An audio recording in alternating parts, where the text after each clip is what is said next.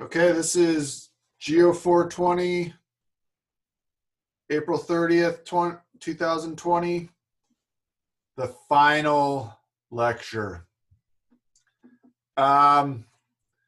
Okay, so I had originally really wanted to do a Python lab today. And I did some serious battle, got the lab working for Python 2 and 3. But sometime yesterday during my trials, I started wondering whether really doing this lab was just going to turn into a complete cluster. And we would spend our last day just trying to troubleshoot Python problems over the internet, which sounded not so awesome. So I have a proposition, and that is that I will lecture for a while today on superposition and some of the ways we use it.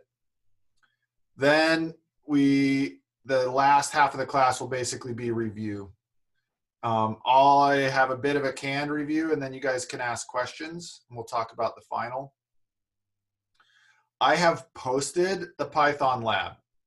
So my thought is this: if you are dying to use Python and do some hydrogeology with it, you can do the Python lab and you can turn it in, and I will count it as extra credit. So I'll count it essentially as an extra lab.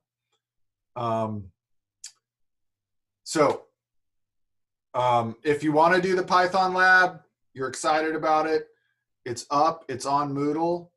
It should work for Python 2 and Python 3.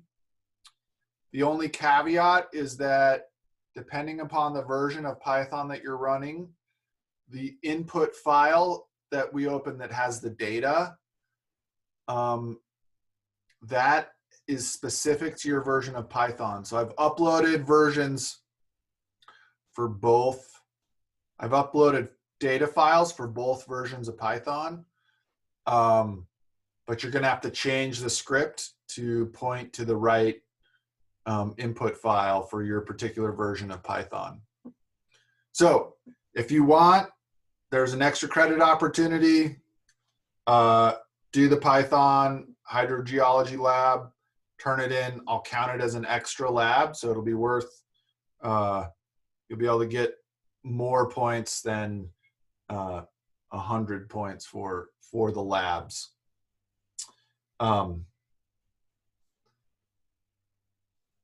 Yeah, so I just didn't want to waste our last day fighting remote Python problems, unfortunately. In the computer lab, I can control the environment, and it's still always a hassle, even in the computer lab, but I think realistically I need to let go today. All right, so does that make sense, everybody? Nobody's heart is broken.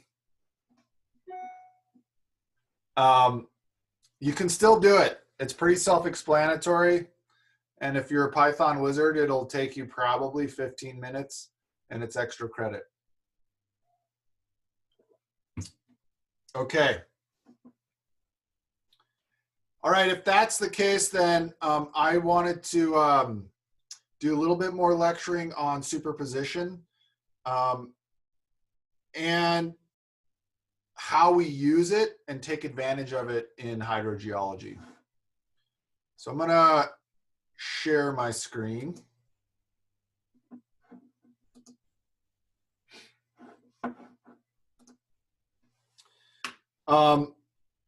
And let's talk about how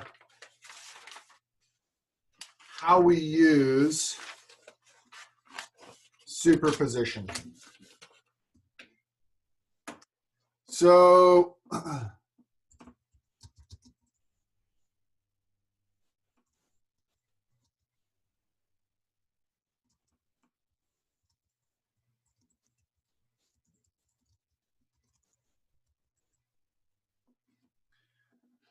we're going to consider a very common scenario in groundwater engineering, and that's an injection and extraction well doublet. So there's a whole bunch of times when we encounter this scenario. So here's the basic idea. Here's a land surface. We're going to be in an awesome confined aquifer here.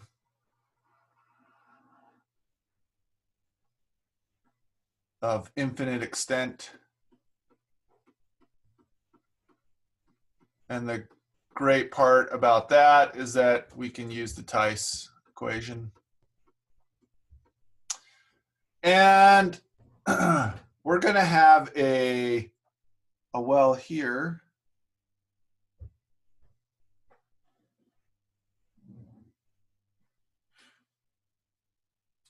And this well is screened over the aquifer. And we'll have another well, the second part of the doublet, over here.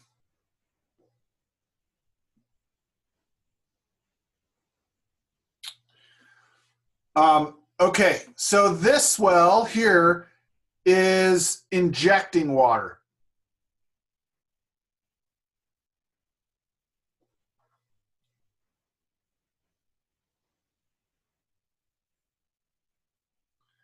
All right, it's adding water into the aquifer, and this well over here is extracting.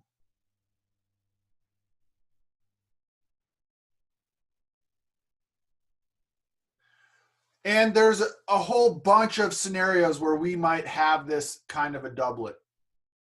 Possible situations are if you have a contamination plume and you're trying to clean the contamination up. What we often do is we got to figure out how to get the contaminant out of the aquifer.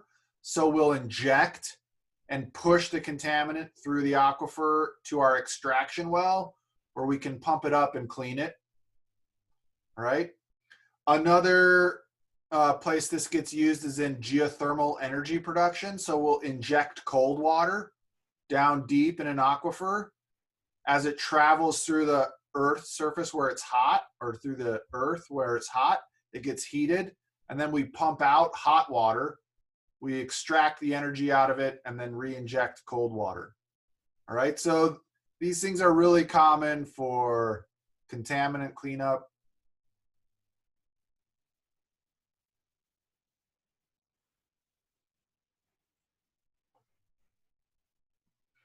Or geothermal, we call this enhanced geothermal energy production.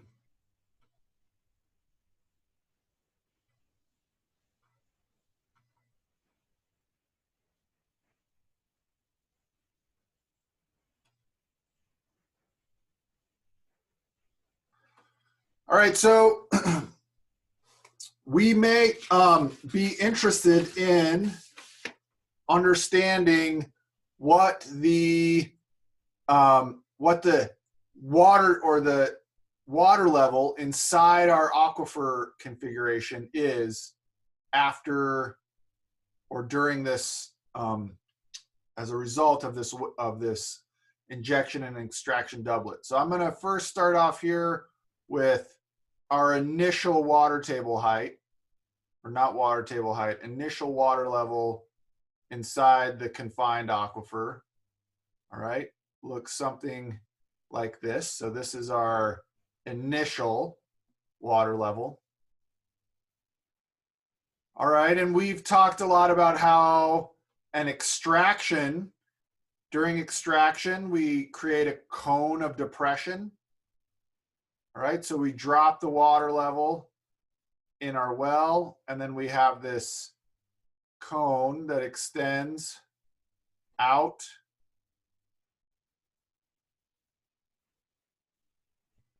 away from our extraction well. What do you think what do you think happens when we inject water? What do you think the water level looks like around our well?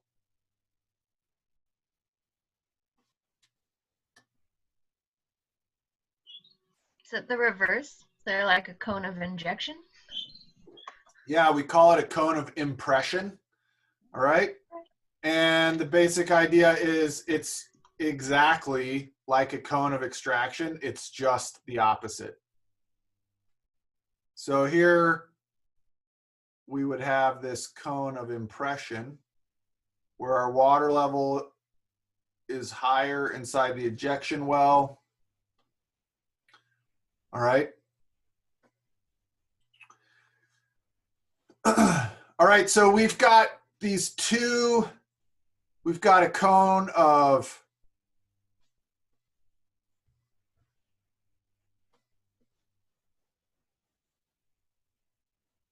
depression.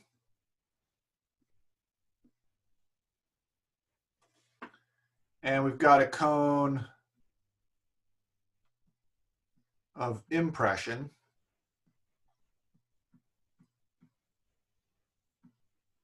And if we want to know the real water table height inside our aquifer, we can use the principle of superposition and add the solutions to the Tice equation for the extraction well and the injection well together.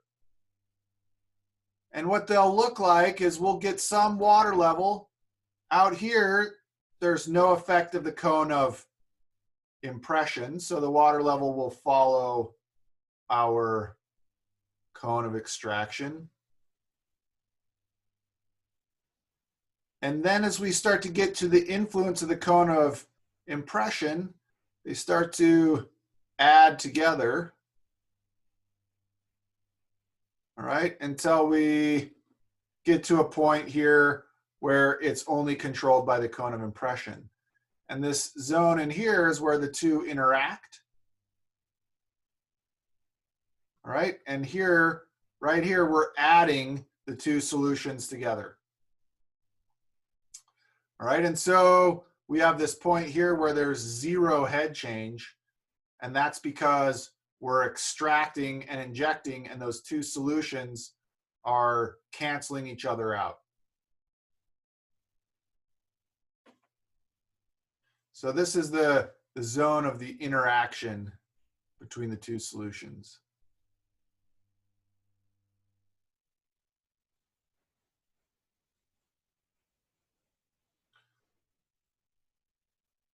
All right, so if I wanted to know the drawdown at a point within this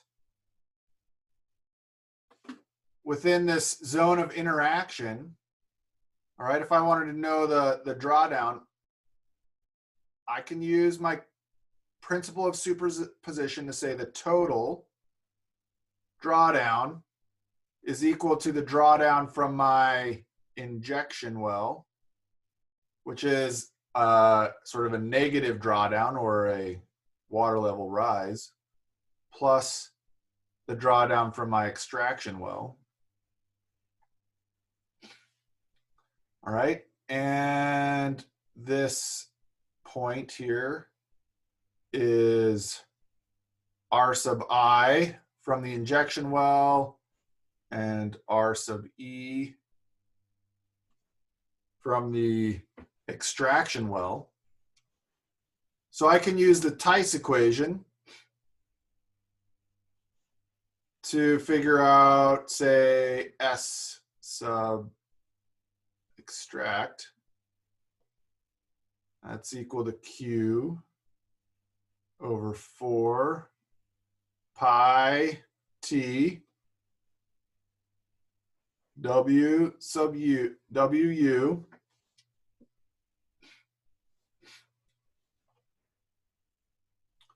where U here would be R sub E squared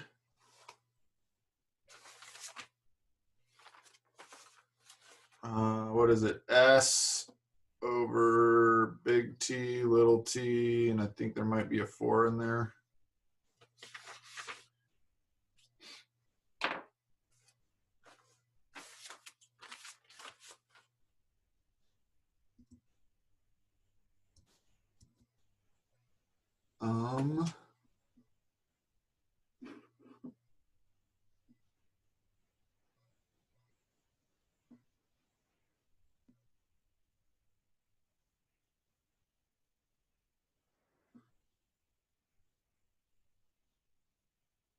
I can't remember. I'm pretty sure that's what U is.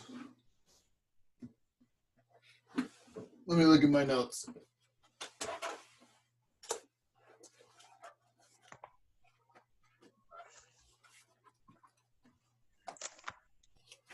Peyton, from my notes, from your notes, I think that is what U is. Good. I have that too. Good. My memory's right then. All right.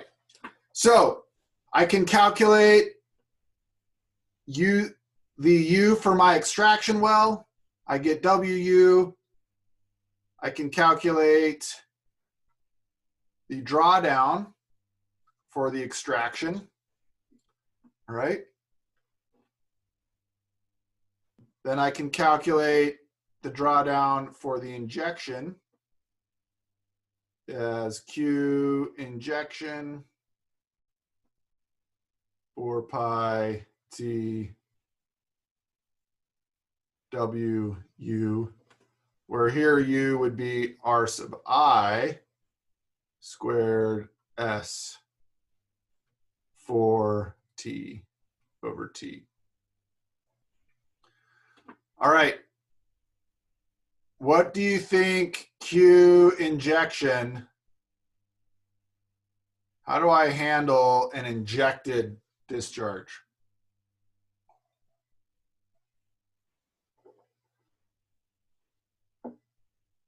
You add it. Well, what's the sign? What sign have we been using for extracted discharge? Well, okay, if you just do the opposite, whatever your Q is, you Yeah, so here Q injection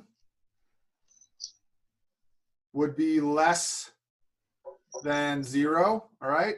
It would be negative. That would result in a negative drawdown or a water level rise. So this gives us a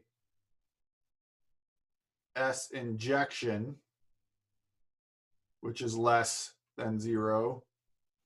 All right, our drawdown is less than 0, which means a water level rise.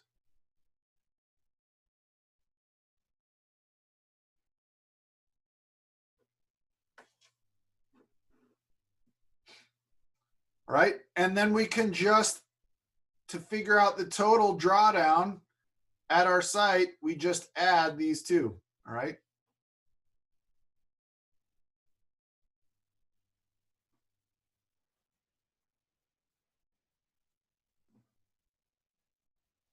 Now, if we were going to a proper geothermal well or geothermal power producing facility, what we would see is that we would have a big network of wells.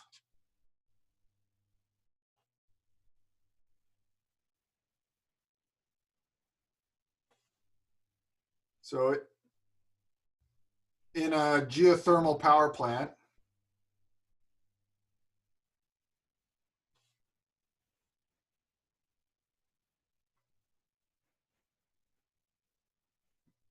we might have a number of injection wells. And then we'd have a number of extraction wells.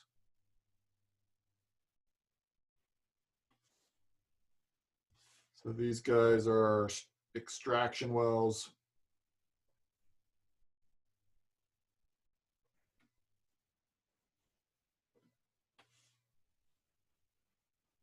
And these guys are injection wells.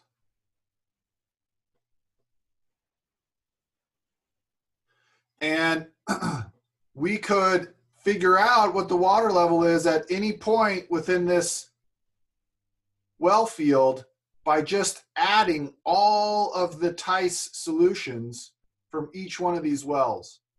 So we could figure out the drawdown at A by just adding the influence of every well. All right? So you can start to build very complicated situations. All right, so this principle becomes very useful for trying to deal with these complicated situations. We can also use the principle of superposition to deal with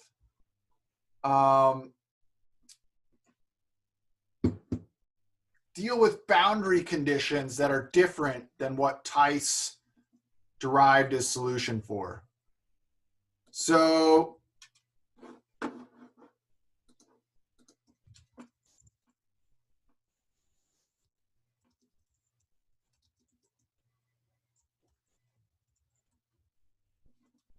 let's think about, I don't know, a well that's close to campus. So here we are in our minds back on campus. I'll draw you guys a image of main hall so that you can have fond memories. All right. And if you forgot, right next to campus, there's a big mountain. Well, foothill. It's got an M on it. Okay. And this mountain block, this mountain is made up of indurated rock. It's less permeable. And we're out pumping in an aquifer in the alluvium. All right, and so we've got a well. And we're pumping to it.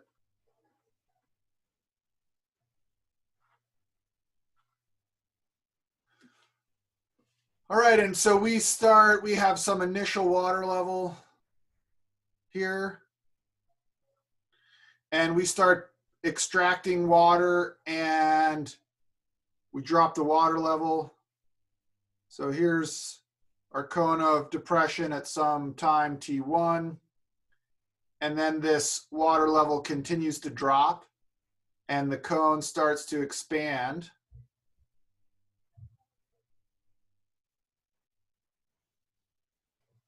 And at some time, this cone of depression drops until it starts to interact and hit the mountain block here. All right. And this is some impermeable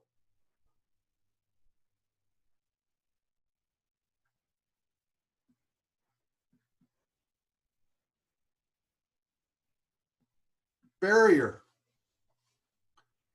Okay, so red flag warning. We're now in a situation where the water level is dropping. Our cone of depression is now hitting the mountain, and all of our Tice assumptions, remember, the Tice solution assumed that we had this aquifer of infinite extent. All right, so that the head was equal to the initial head at the boundaries of the cone. So now we're violating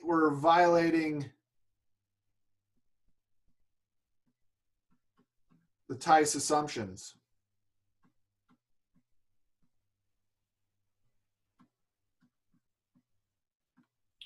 Of infinite aquifer.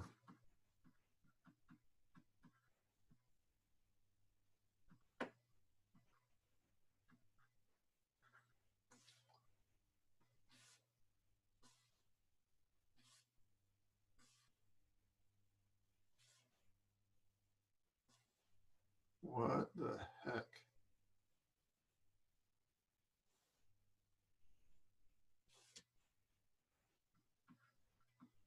Okay. So what are we going to do? Well, we're going to use superposition and be very clever and realize that this impermeable boundary could be thought of as a plane of symmetry. All right. So not only is it an impermeable boundary, but it can be thought of also as a plane of symmetry. And what we do is we say, well, I think I could model this now as having my initial extraction well. All right. Here's this plane of symmetry. So I've got my drawdown cone here.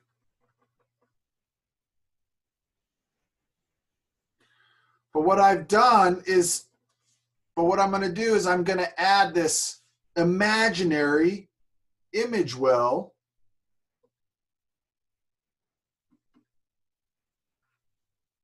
that's pumping at QP.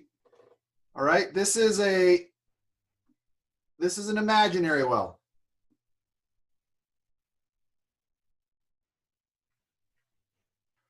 All right, but it's pumping at the same rate. So I'm going to draw my drawdown cone as if this plane of symmetry didn't exist. All right. And it's got a drawdown cone now. Something like this. All right, this imaginary well is pumping at the exact same rate, and it's the exact same distance away.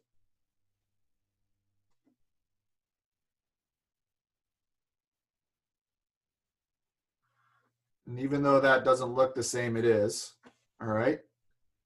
And when I add these two solutions together, I get a total drawdown, all right, that's greater at the boundary because I have overlapping drawdown cones, and it is accurately mapping the shape of my drawdown cone near the boundary. All right, so I can use these image wells to handle cases where I have boundaries. The way I now can calculate the head, say at this point here, A, is I calculate the drawdown from my pumping well, and then I add the drawdown from my image well.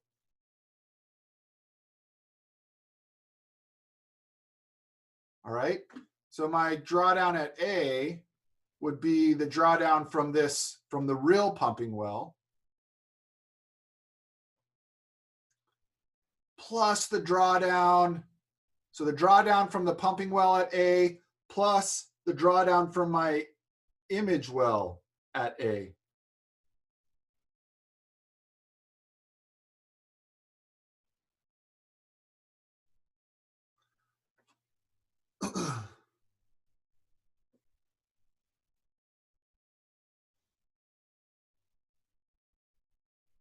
Okay, so I can now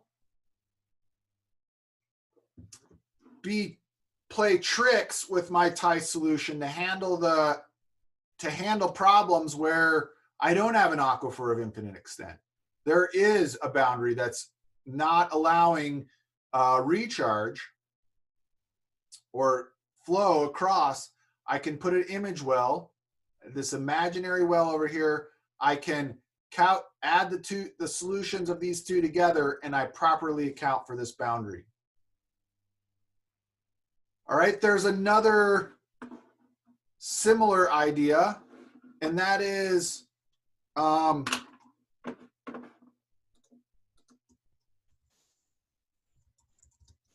a recharge boundary.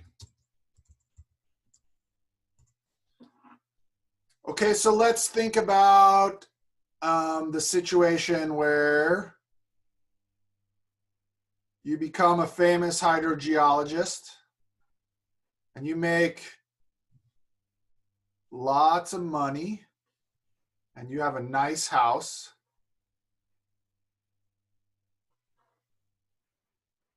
By Flathead Lake. All right. And you have a groundwater well to supply your house with fresh, clean groundwater. All right. Now, you've got a water level in your well that starts off basically at the lake level. And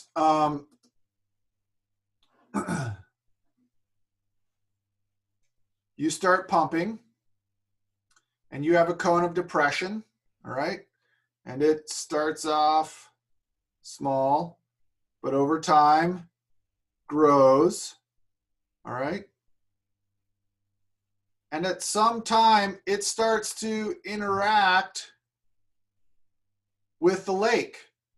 But you're not going to draw down Flathead Lake, all right, with your little house pump. The water level in the lake is going to remain the same. So you've got a boundary here that's a recharge boundary. And it's essentially pinning, it pins the water level at the lake level, all right? There will be no drawdown once you get past the lake. All right, so you have some experience with these image wells. How could you think of a way to have an image well here? This is extracting at QP. How could we add an image well here to deal with this recharge boundary, you think?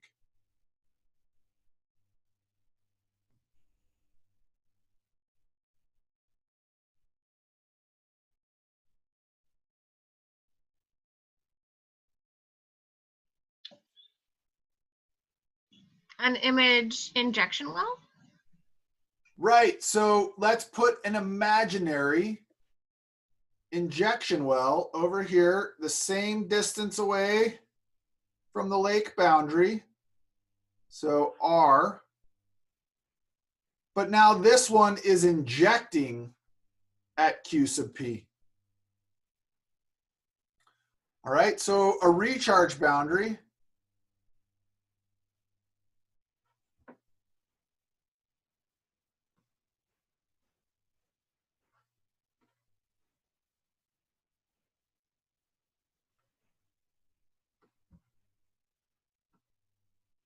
We model with an injection image well. And if I'm interested in the drawdown at some point, say A here, then I can calculate the total drawdown at A is equal to the drawdown from my pumping well plus the drawdown from my image well. All right. But here, my image well will be adding to the water level, right? Because I have an injection well, I'll get a negative drawdown, so I'll add water level, and it will be higher than the drawdown from the pumping well alone.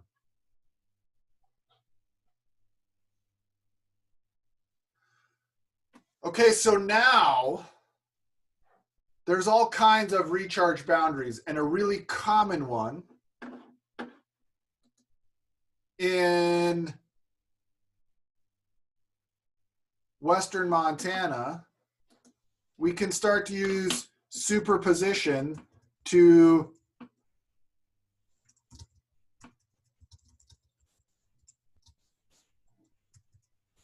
think about some of our complex settings in Western Montana. All right. So let's go just east of campus. All right. In our minds, and we go into the Hellgate Canyon. So I'm going to look down on the Hellgate in map view here. All right. So here's the side of Mount Jumbo to the west. And here's the side of Mount Sentinel, to the north. There's a side of Mount Sentinel to the south. Running through the valley, all right, is the Clark Fork River. And if I have a well over here, there's a little condominium complex. Got a well, I'm pumping at QP, all right? And I want to know the drawdown at some place here, say A.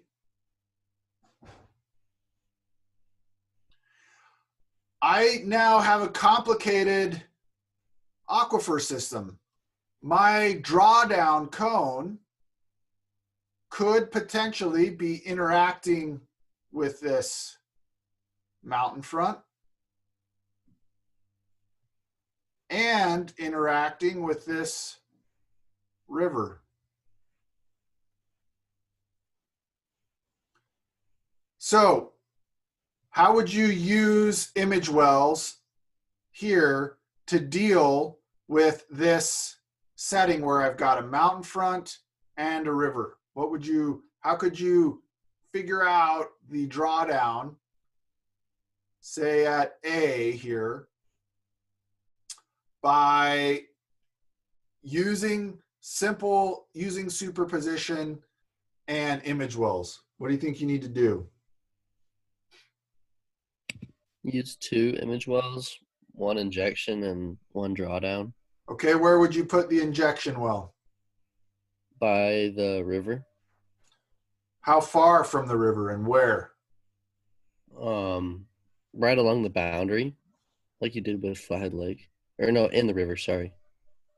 Well, let's do this. This is going to be R sub R. And this is going to be R sub M. All right. So let's go back to that page.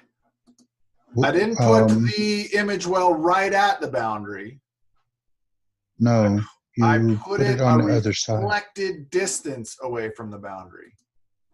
So, sir, wouldn't you do from the center of the stream out to the right?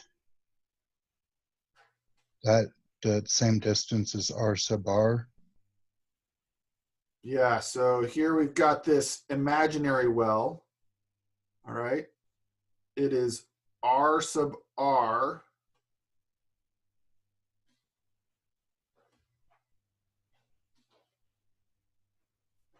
Away from the center of the river, and it's injecting at Q sub P.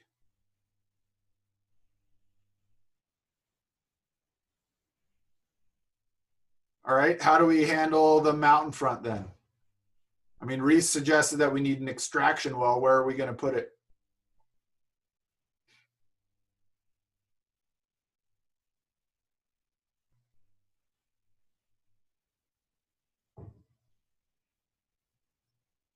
On the other side of the mountain, the same distance?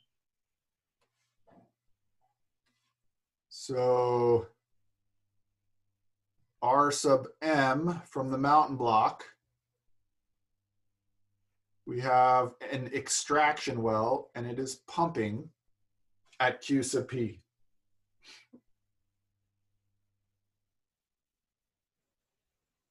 Yeah, I think that's right. Okay. So here we're in a complicated setting. We're very much not an infinite aquifer, all right? And what we can do is still handle these complicated situations. Now, this is a really, really common situation in Western Montana. So here's what I want to do.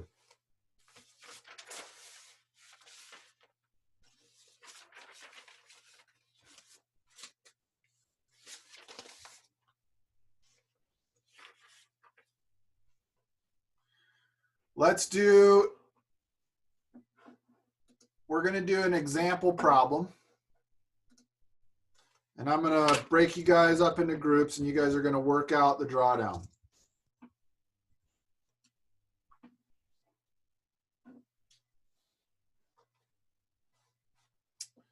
So we'll be in our Western Montana.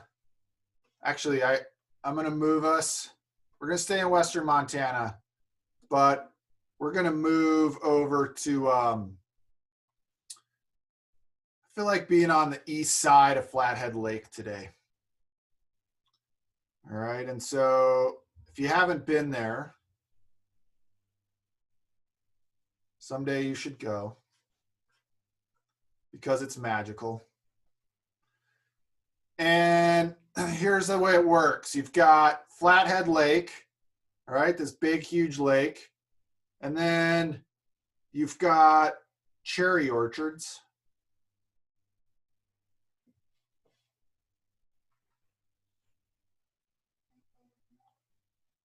And then those cherry orchards stretch to a mountain front,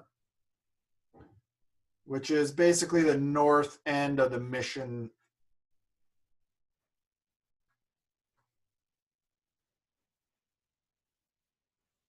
Range.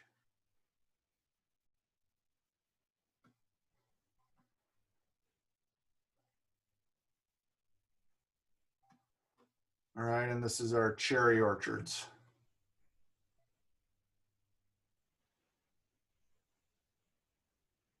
So what you do is in sort of late July, you drive the highway up along the east side of the lake, and all these cherry orchards have stands. And you go and you buy cherries, and then you go swim in the lake. It's a really good move. All right, pro tip, pro Western Montana tip, if you haven't done it yet. Then you end up at the Raven, which is an awesome bar at the north end of the lake. And then who knows where the night goes from the Raven. All right. Okay, so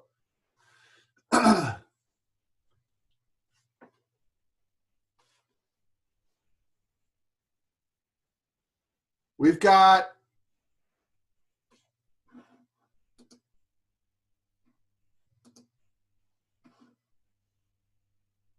Jacob tells me I've been inside too long. Yeah, I need to go to the Raven, man, for sure. We all do. All right.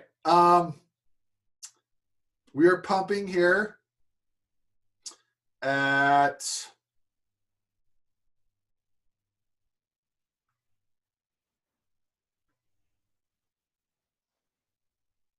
we're irrigating our orchards, so we're pumping at say 200 meters cubed per day.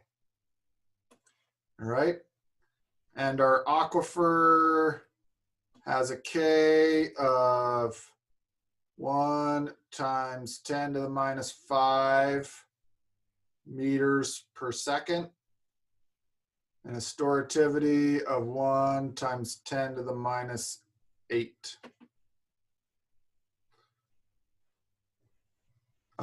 Thickness of our aquifer is 10 meters.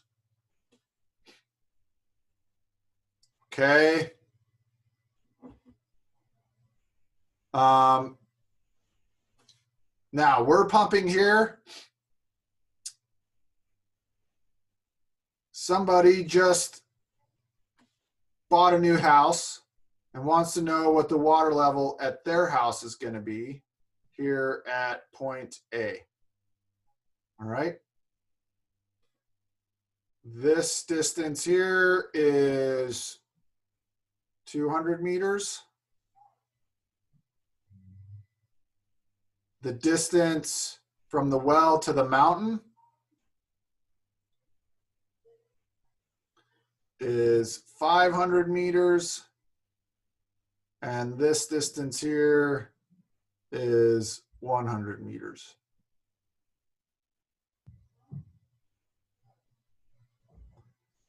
I want to know the drawdown at A after 2 years of pumping.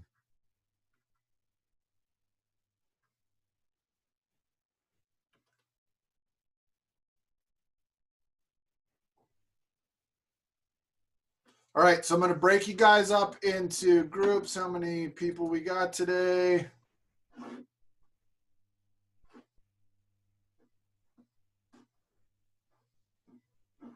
$14. So I'm going to do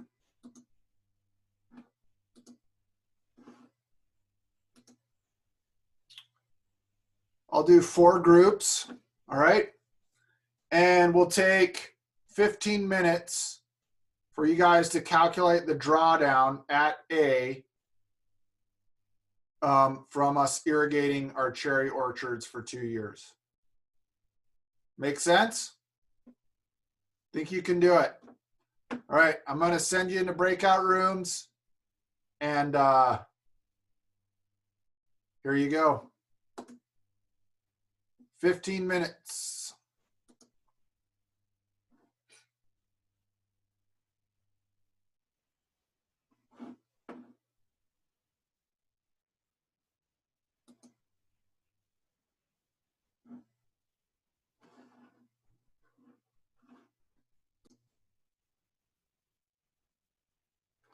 All right, welcome back.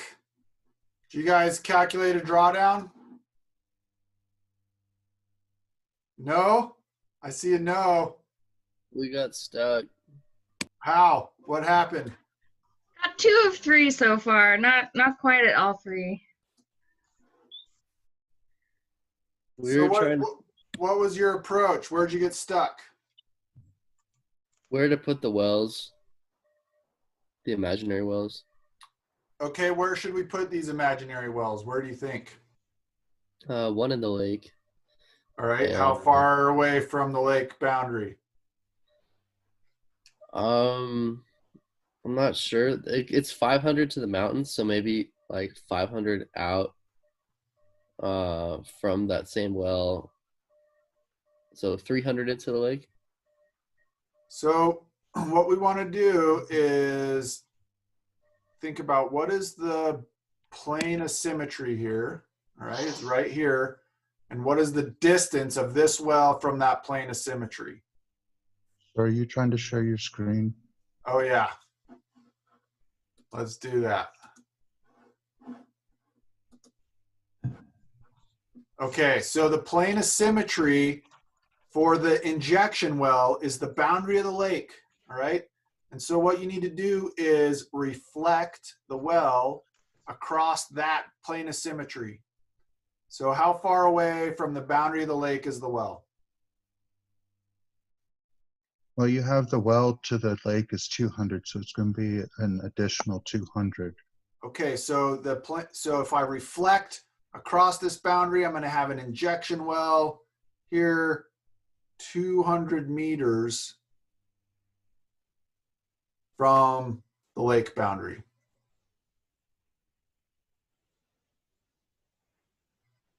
All right, so what about the mountain block well? It's going to be the same thing. It's going to be 500 meters. All right, so for the mountain block well, my plane of symmetry here is right here. I'm going to reflect across that plane of symmetry. So 500 meters, 500 meters.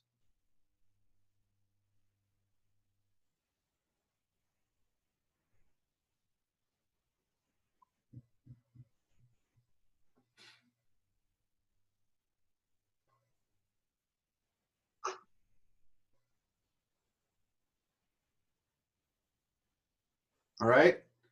What is the pumping rate for the injection well?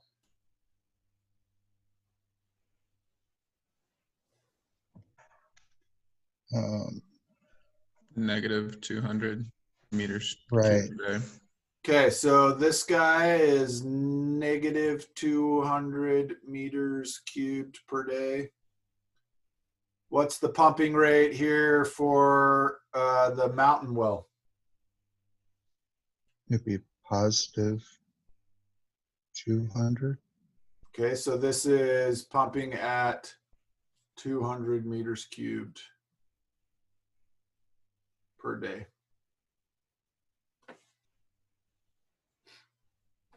All right, so I've got my wells in place Can you- now. How do I? excuse What's Can you that? say again what? Can you say again why exactly those would be negative and positive? Yeah. Respectively? Okay. So if I mean, it all goes back to the original Tice solution, but the original Tice solution, remember, gives me, let's write it out here.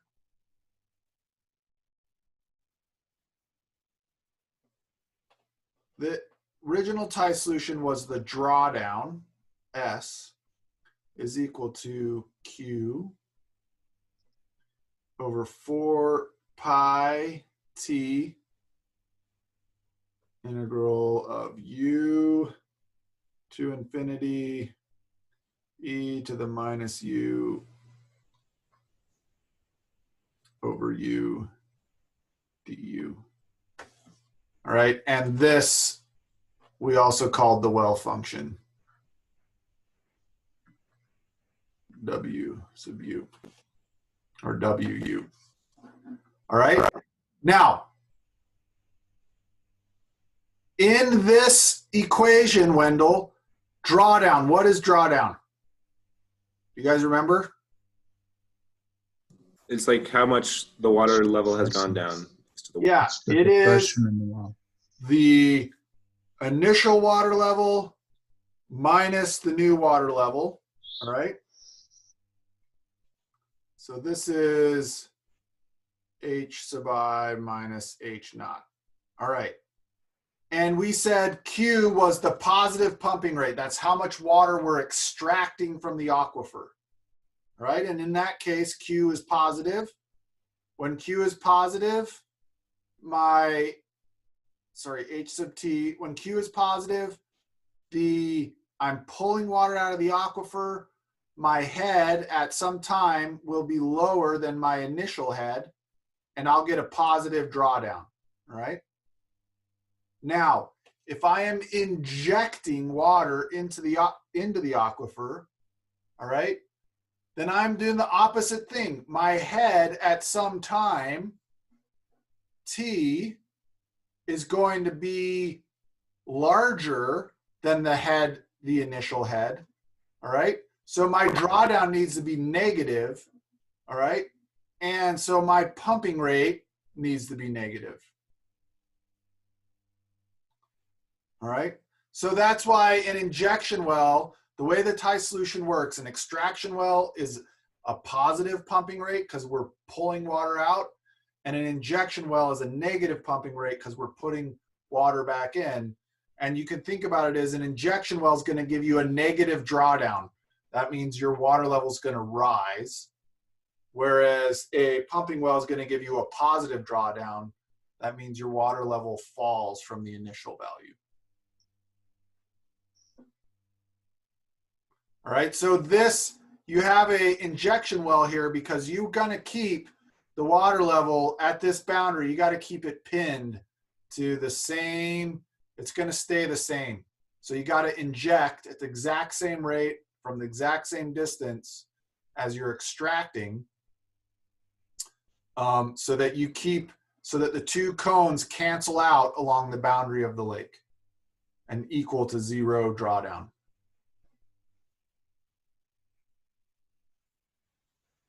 All right, so what is? But what about the mountain? What about the mountain block? Okay, so I get why the river. Yeah. What's that? What about the mountain block? I see how why the lake would affect the cone, but why would the mountain block? Okay, so the mountain block becomes a barrier. There's no water can move past the mountain block into the aquifer. So there's no, you're not able to pull water out of the mountain block. All right. Gotcha. Yeah, I think I understand. And so now, so you can model that effect by adding more extraction. All right. And so that right here, instead of being able to pull water out of the mountain block, it can't. And we can model that by water being pulled away to another image well. All right. Here at this boundary, if there's no flow from the mountain block into the aquifer, what is the head gradient in this direction? So if I don't have flow, use Darcy's law and think about what does the head gradient have to be in this direction? It has to be 0, right? The way you get a 0 gradient is to have, if I look at this in cross section here, let's just, I'm going to put an imaginary little cross section inset right here. All right. So I've got a pumping well here, and I've got a pumping well over here. All right. And I'm going to draw imaginary cross section here of 2 cones of impression. All right. So this one is doing this. This one's doing this. Well, let me just add this. I'm just going to put the summed one on there. If I have 2 wells and they're pumping at the same rate, then I will get a cone of depression, and they're going to overlap perfectly right at the boundary, and I will get this saddle, all right, with 0, a flat gradient. So that's really what it's doing. It's keeping the gradient flat here by having these 2 wells and doubling the extraction. So that's why you have an extraction well here. Okay, so my drawdown at A would be the drawdown from, how are we going to calculate it? Using superposition now. We've got our image wells. Now what do we do?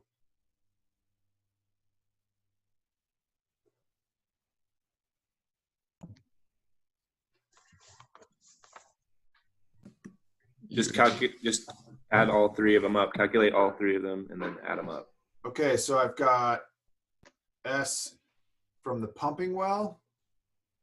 I've got S from the injection well, and I've got S from the mountain block well.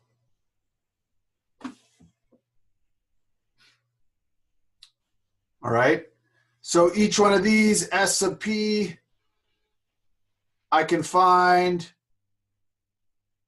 is given by Tice. I need to calculate U. All right.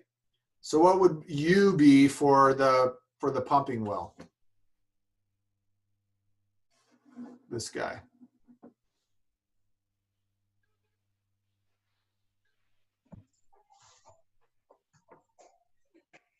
I got 3.963 times 10 to the negative 11. Okay, how did you get that?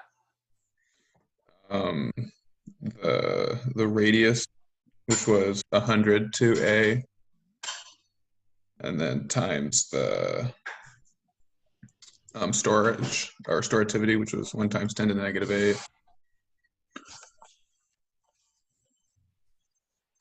That was over 4 times the transmissivity, which is 10 times the conductivity, 1 times 10 to the 10 times 1 times 10 to the negative 5, and then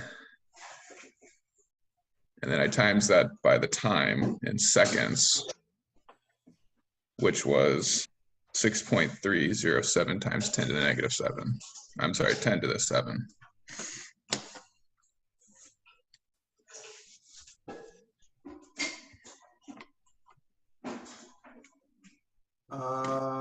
Isn't this supposed to be squared?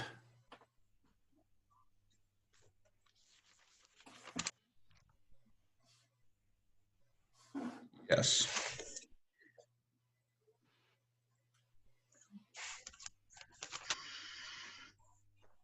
Better be, because otherwise our units don't work out. Mm-hmm. Okay. So U was what?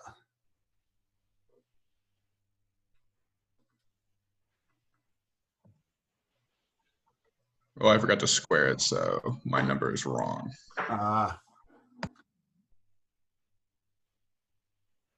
right. Let's see. 10 to the fourth, 10 to the minus 4. I got 3.96 times 10 to the negative 9th. 4 times 10 to the negative 9. That's what I got as well. Okay. What then is WU?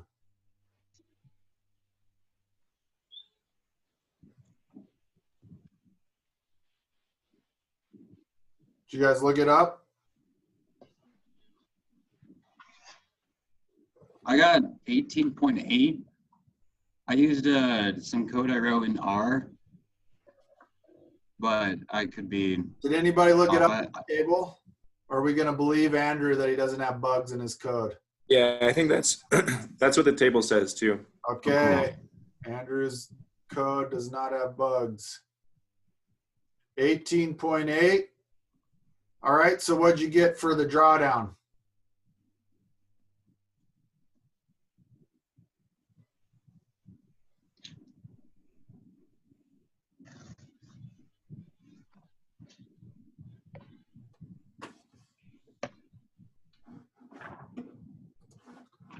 So the drawdown would be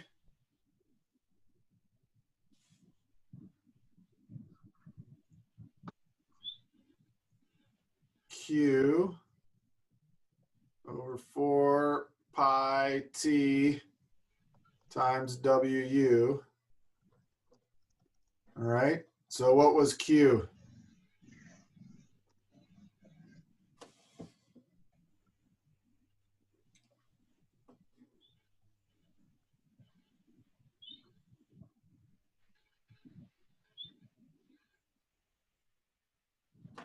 Crickets? 34.63 meters. What's that? Q Mm-hmm. is what? I didn't hear you. I'm sorry, our internet's so bad. For S, altogether, I got 34.63 meters. 34.63 meters. The only question I have is, did you convert Q into the right units?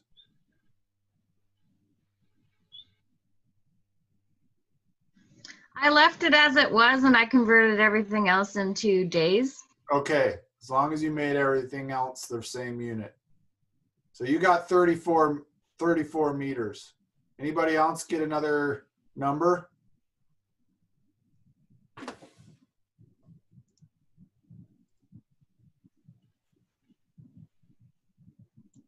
Okay, I'm going to say take silence as an acceptance. All right, did anybody else do now S sub I?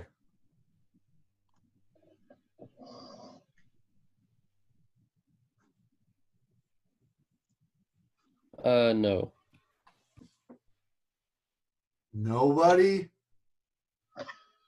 So where do you find this WU in the book? There's a Or is it table on- of it. And Page 255 or 225. Okay, thank you. Yeah, I did all of them, but I realized I used the wrong W values. okay, so let's just think about it. What is What is, so remember, this is r squared s over t t. What's radius here?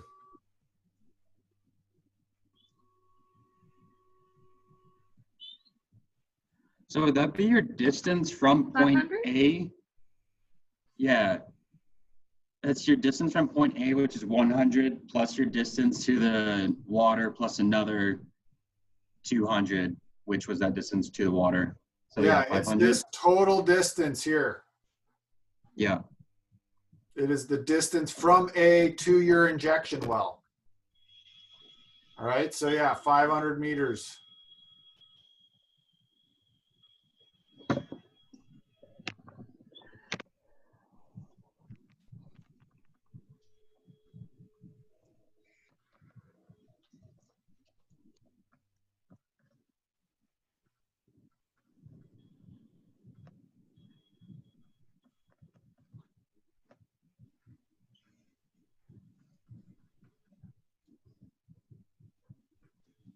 Anybody get a number for that?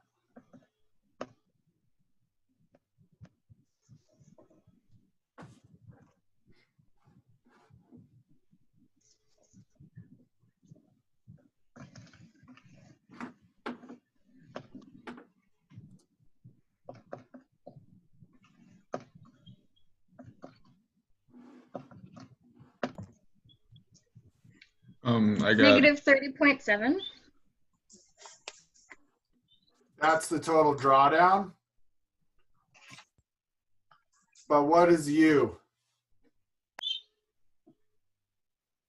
Oh, 9.9 times 10 to the negative 8.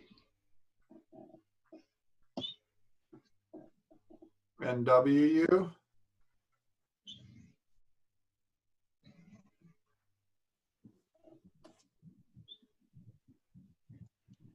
I used 15.65. I got Andrew, what's- 15. I got 15.55. Oh, well, that's the same number. 15.6. Yeah. Okay. And then what was the drawdown?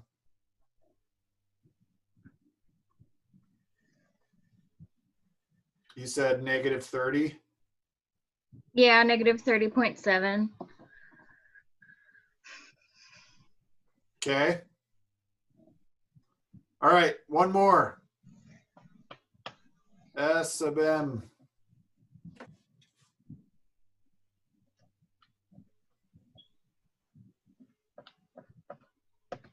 So what was the radius? What's the radius here?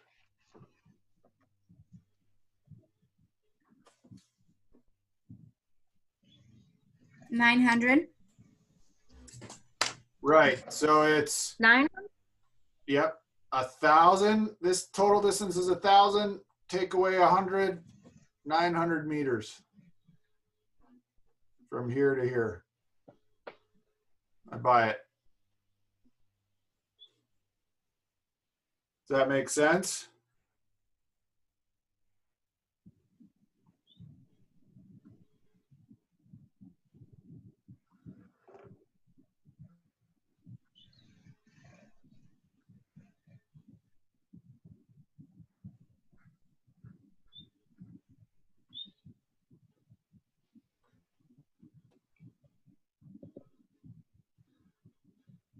So what's that equal?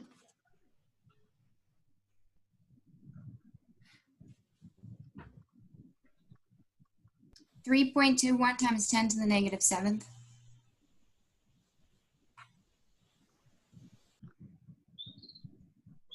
All right. So what's WU?14.44.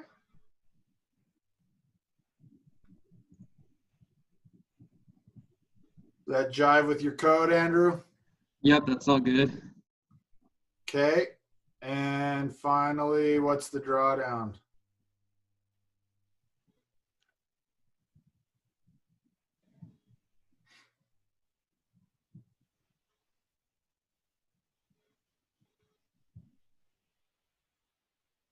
I got 26.6 meters. Okay, so finally we can add these all together, right? So S sub T is equal to SP plus SI plus SM. This was, what was this, 34?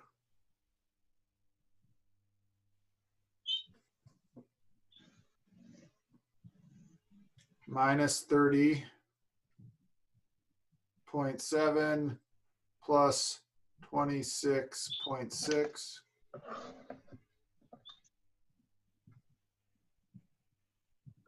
Basically ends up being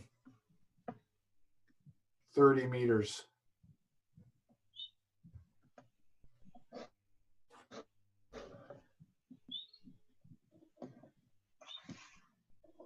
All right.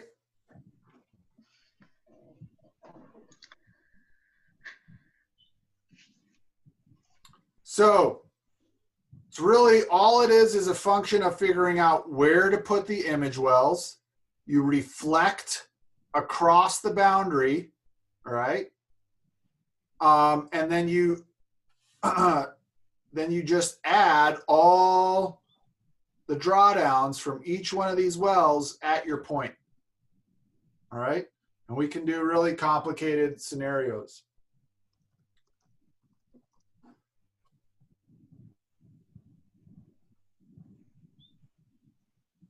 All right, so this principle, in particular, this side, where we've got an injection well in a water body that's keeping the water level constant here, this principle is exactly the way.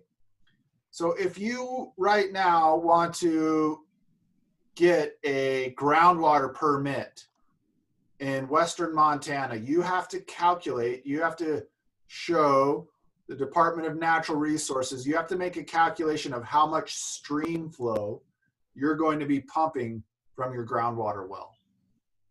All right, and so what the consultants do is they take a form of the Tice equation, all right, which is basically for an extraction well and an image well, and they just calculate how much water has to be coming out of the river to keep this boundary constant, all right? And all they're doing is they basically take these two image wells, they calculate the shape of the water table right at the river from the two image wells, and then they quantify the flux out of here.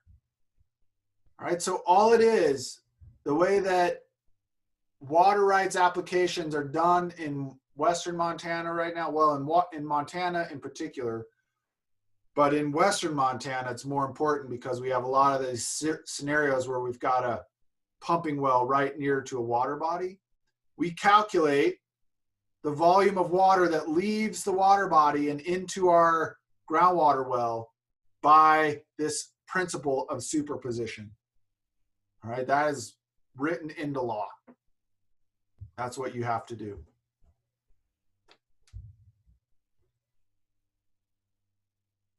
Okay, so superposition allows us to handle these more complicated settings and make useful calculations like how much water are we pumping in our well out of our river, so that we can estimate the reduction of stream flow that our groundwater extraction is causing. All right, we could do more on superposition, but I wanted to have a bit of time to just talk about the test before we close up. All right, so first of all, any questions about this example problem before we go on?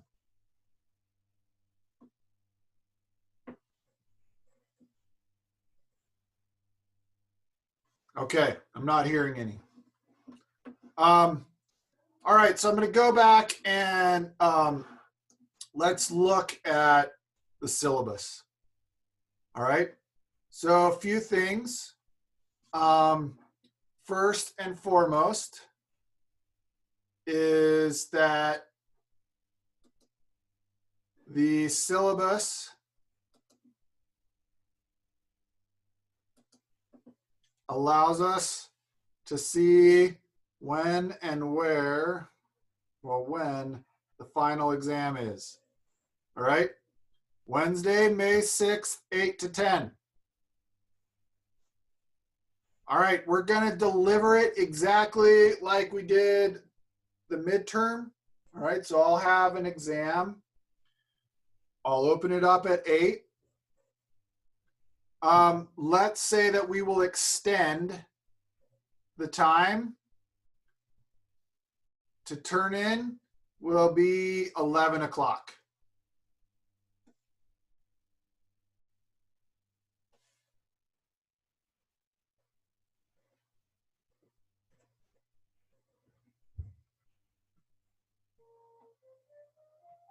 All right, that's when we're going to have our, I'll give you an extra hour basically to deal with getting everything formatted and turned in.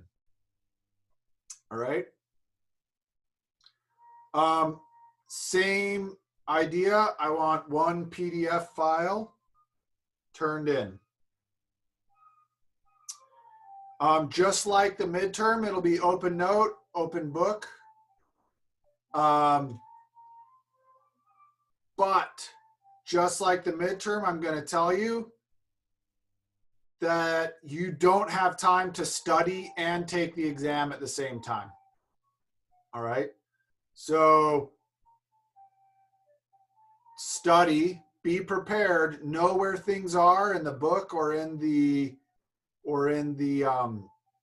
your notes, so that you don't have to spend time remembering how the TICE solution works and how I do the TICE solution or how superposition works. You're not going to be able to read that chapter, know how to apply it, and answer the question. All right.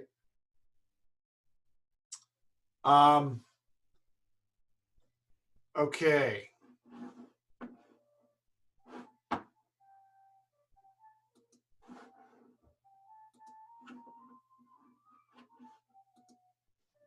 Let's see. All right. So any questions about the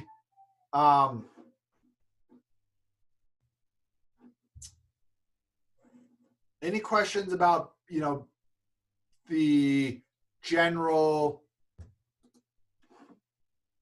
I don't know, form of the exam?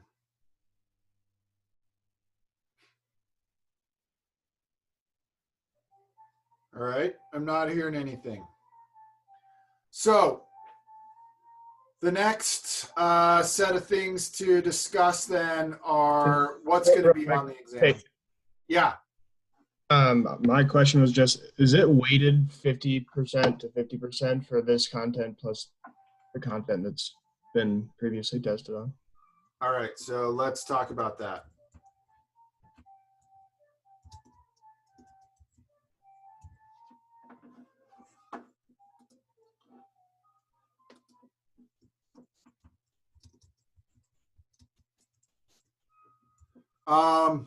Yeah, so final exam, it's going to be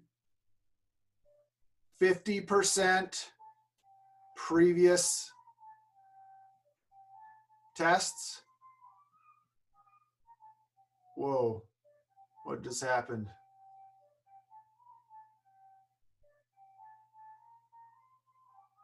Wow, not sure what just happened.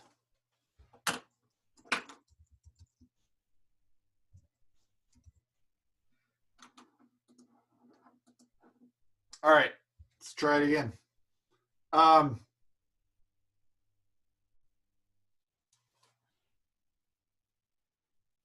50% previous exams or previous material.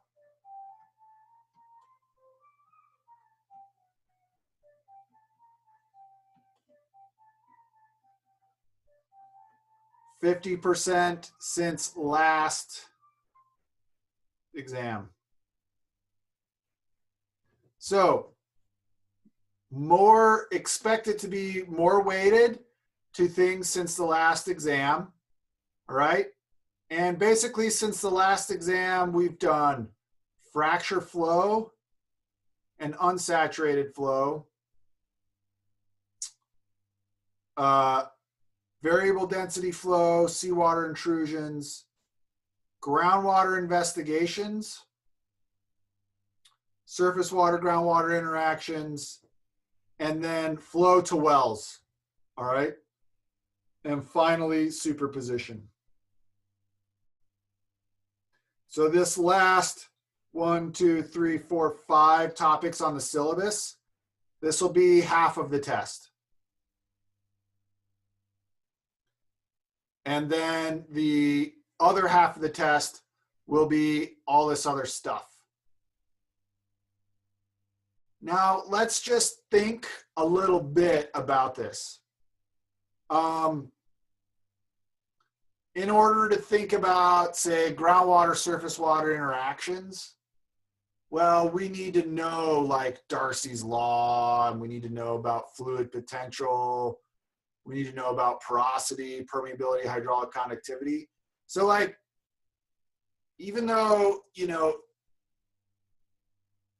I'll just say that in order to answer a lot of these questions, you already need to know a lot of this stuff.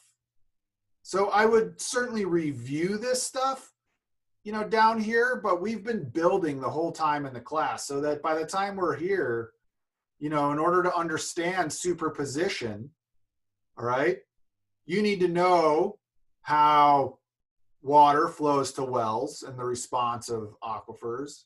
In order to know that, you need to know sort of what, you need to know groundwater flow theory. So you need to know about the flow equation, boundary conditions, boundary problems. And in order to know about that, you need to know about these other things. What does hydraulic properties of material mean? And so I think really by understanding this stuff, you're already kind of studying this stuff. I would review it, but really focus on this latter portion.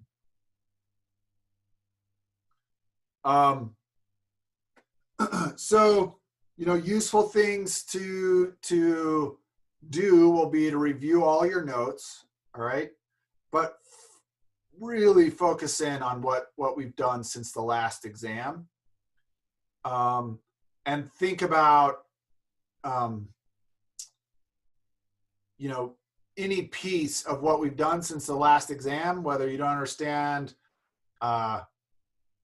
what's going on in some portion of the solution to the Tice equation, review this other stuff back here.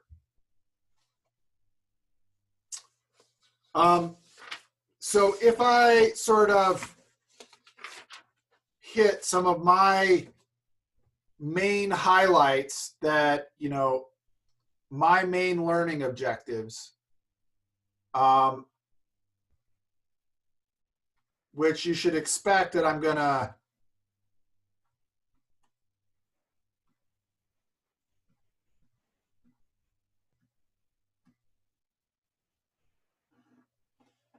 you know, I'm gonna test to these. All right. Well, I want you to know enough about the water budget to be able to understand groundwater's role in sort of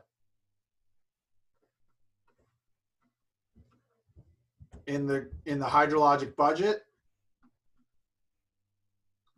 and how do we use the hydrologic budget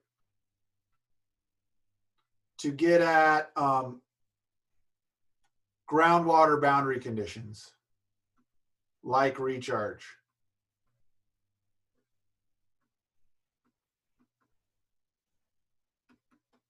So these would be things like recharge and discharge.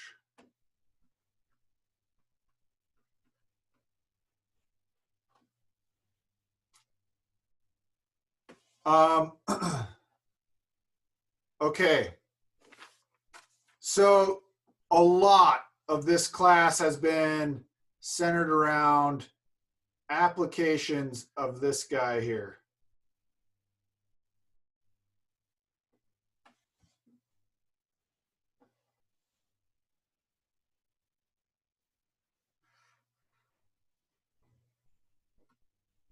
Put some exclamation points around this thing. You need to know this thing backwards and forwards, and that includes understanding how we calculate head, all right?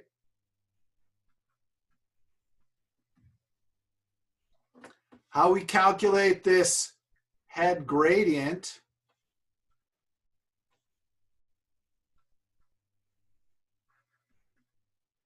All right? And how we calculate the head gradient in the appropriate direction.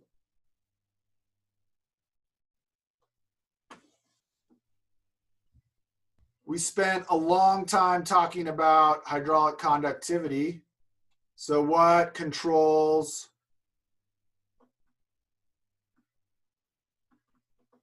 K, what it is, how do we measure it, all right? So understanding these main components and being able to calculate Darcy's.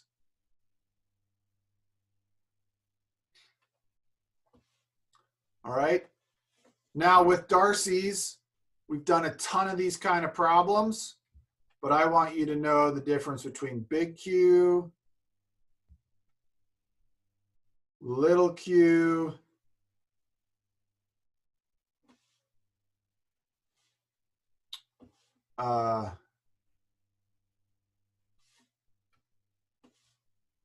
you should be able to move from big Q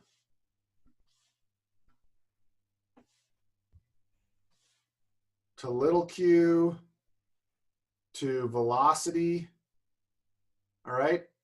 And go back and forth between these, all right? We've done a lot of those kind of problems. So being able to take head measurements, calculate gradients, calculate fluxes, calculate total discharges, move between discharges and fluxes. We've done a lot of those kind of problems. So that is a real important thing.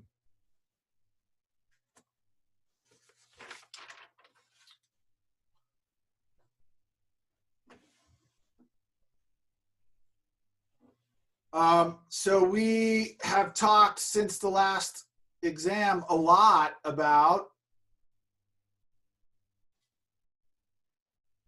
this guy and this guy. So for unsaturated flow, what is this?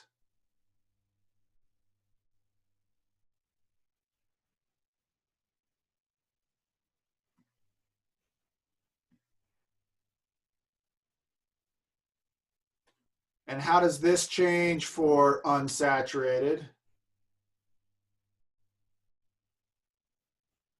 or fractures?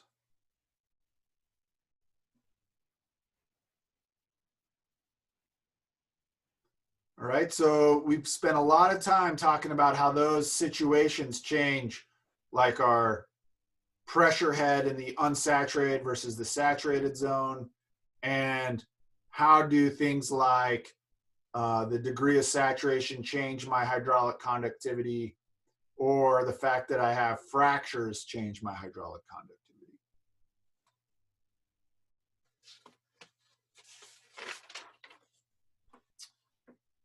All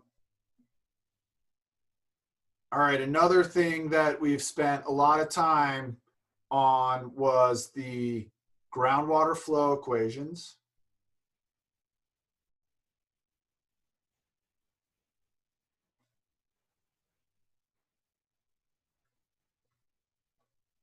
All right, which are partial differential equations. And what we talked about was, first of all, their form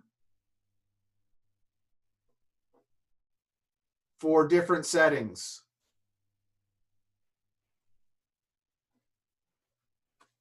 or situations.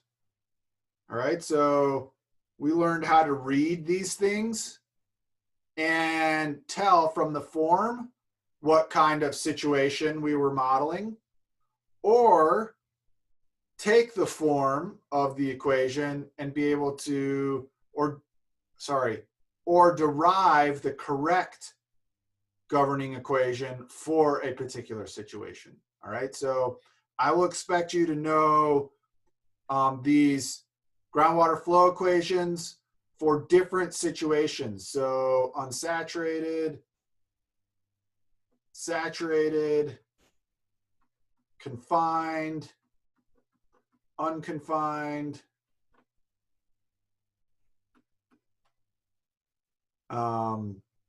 homogeneous, anisotropic, steady state, or transient. All of those things, you should be able to understand how to derive the right equation or how to write the right equation, or recognize from the equation which kind of system we're trying to simulate. All right, once we have this PDE, this governing equation, we talked a lot about how we solve the boundary value problem. And we looked at a couple different ways to solve this. And visually, all right, flow nets. I expect you to be able to either interpret or draw flow nets. And then we talked about sort of analytical solutions to the boundary value problem.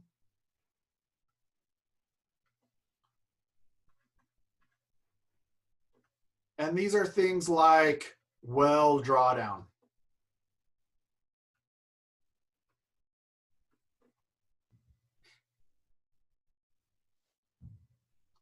All right, so I want you to know sort of what the ingredients are, and then be familiar with the methods that we've used in class, and that includes flow nets and analytical solutions.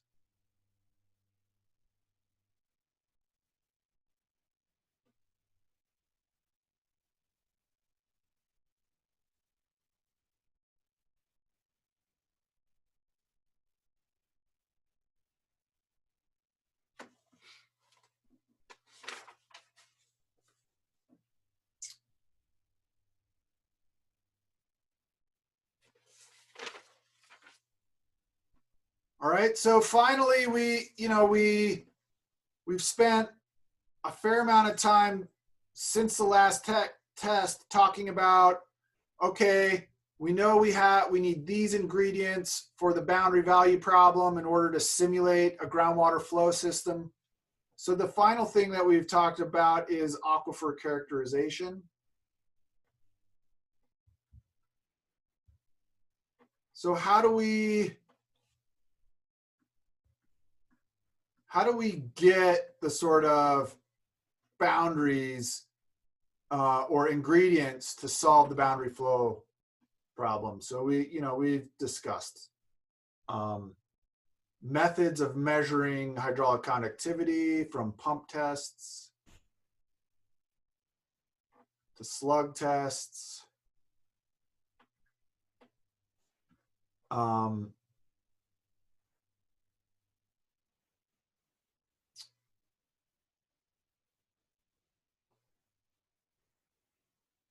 Drilling parts of a well, so well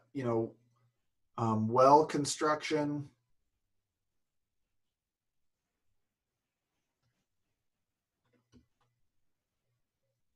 Well logs. So certainly after taking this class, I expect you guys to be able to, put together conceptual models of a groundwater system. So thinking about hydrostratigraphy, what kind of geologic setting we're in. trying to be able to think about how what the groundwater system looks like.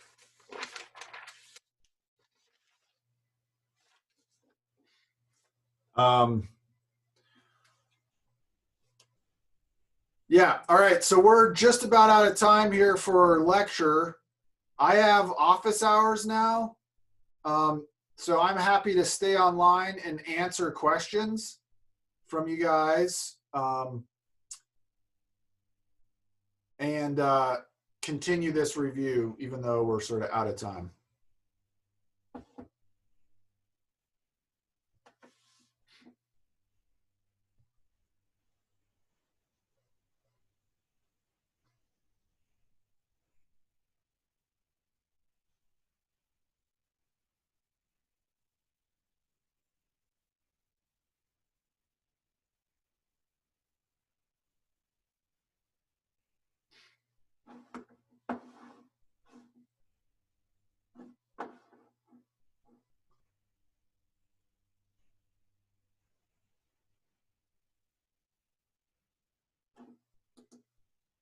All right, I'm going to